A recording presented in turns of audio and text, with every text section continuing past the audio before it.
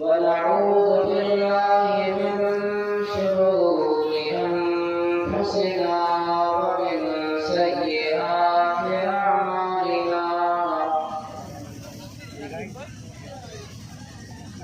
من يهده الله فلا مضل له ومن يضلل فلا هادي له وأشهد أن الموت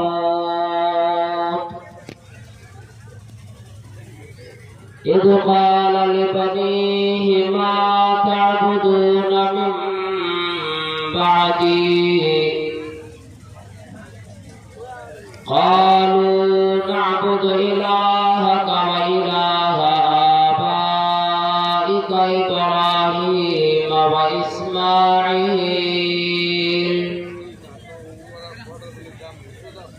إله آبائك إبراهيم وإسماعيل وإسحاق إلها واحدا ونحن له عابدون رب اشرح لي صدري ويسر لي أمري واحلل عقدة من لساني يفقهوا قولي اللهم رب زدني علما وارزقني فهما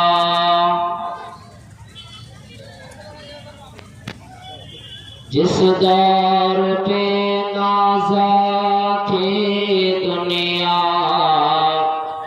अब हम वो ज़माना भूल गए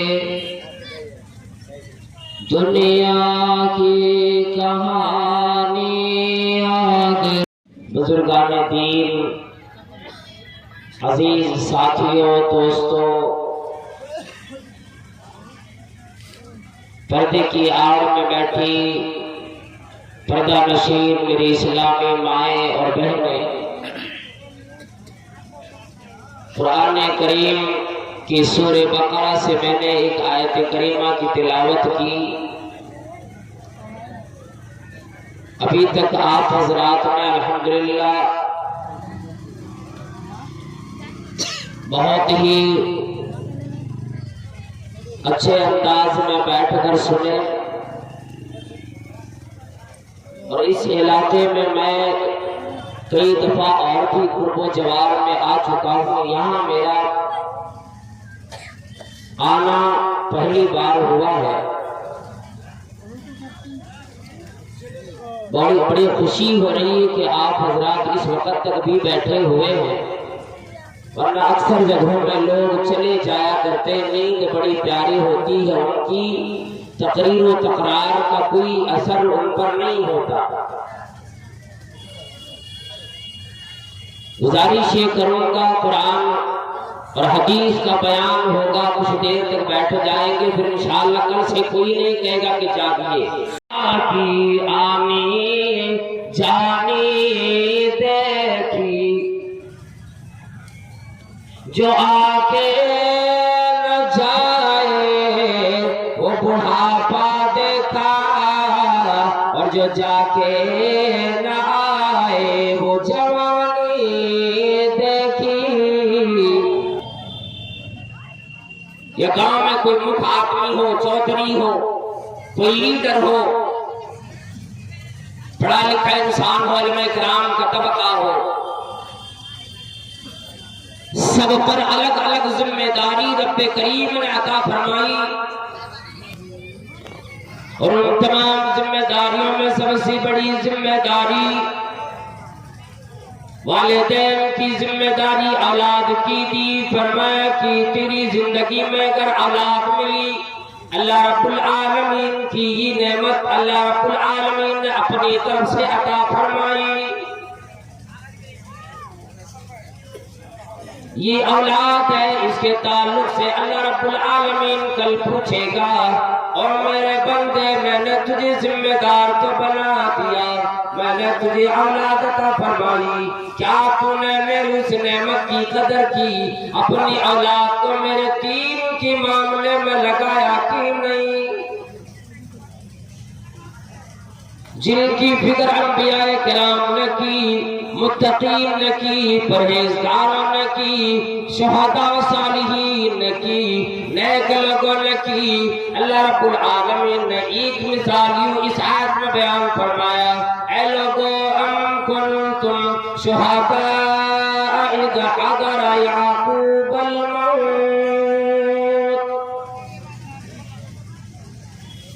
मुखातब किया, फरमाया कि क्या तुम उस वक्त मौजूद थे जब याकूब अलैहिस्सलाम को मौत आई। अम कुंतुम शुहदा इज़ हदरा याकूबल मौत इज़ क़ाल लिबनी।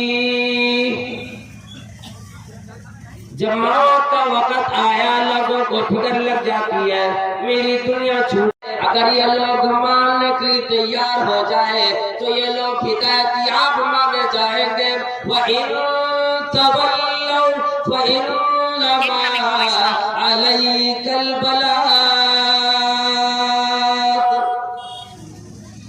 और आप मेरे पैगंबर, अगर आपकी बात इन लोगों ने न मानी, आपके ऊपर जिम्मेदारी मैंने इतनी दी, इन लोगों तक मेरी बात, मेरा दीन, मेरा इस्लाम पहुंचा दिया कर।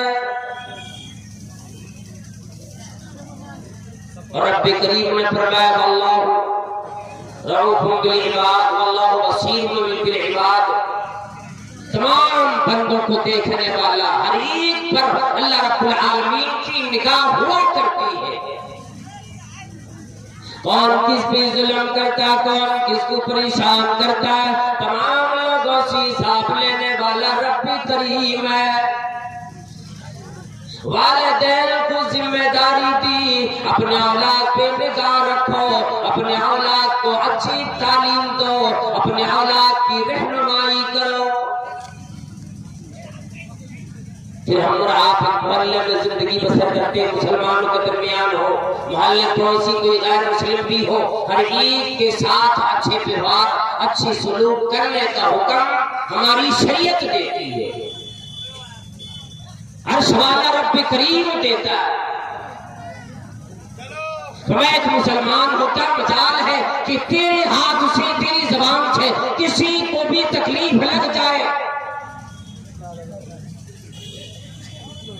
और अगर ऐसी तकलीफ किसी को देती, एक बात यहाँ बतला देता हूं। एक औरत ने हजरत ज़ैद रज़ियल्लाहु ताला अन्हु की जमीन, उसके मकान को, उसके घर को अपना घर बता दिया, और ये मामला अदालत में पहुंच गया। इस मामले को लेकर अदालत में चले गए। जैसे आज हम और आप जाते, किसी की जमीन हड़प लिए, 2-4 इंच जमीन के लिए, 2-4 गज जमीन के लिए, 2-4 फीट जमीन के लिए, न जाने कितने खून खराबा करने के लिए हम और आप तैयार हो जाते हैं।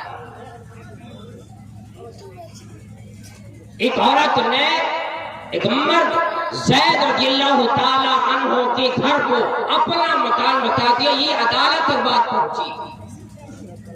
अदालत में भी फैसला उसी बुढ़िया के हक में आया।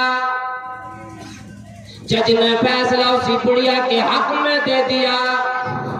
वॉलंटियर हाजरा ध्यान दे, महिला पंडाल के बुढ़िया के हक में दे दिया। हज़रत ज़ैद रज़ियल्लाहु ताला अपने ज़बान में कहने लगे, और रब्बे करीम, मेरा कोई अख्तियार नहीं, मेरी कोई ताकत नहीं, मुझे इसी फैसले को मानना पड़ेगा।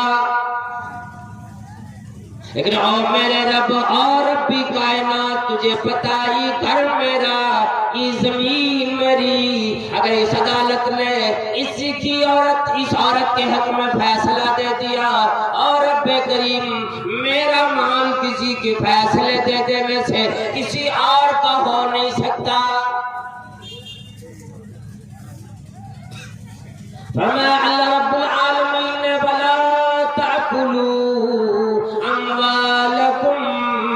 बैनकुम बिल बातिल व तुदलू बिहा इलल हुक्काम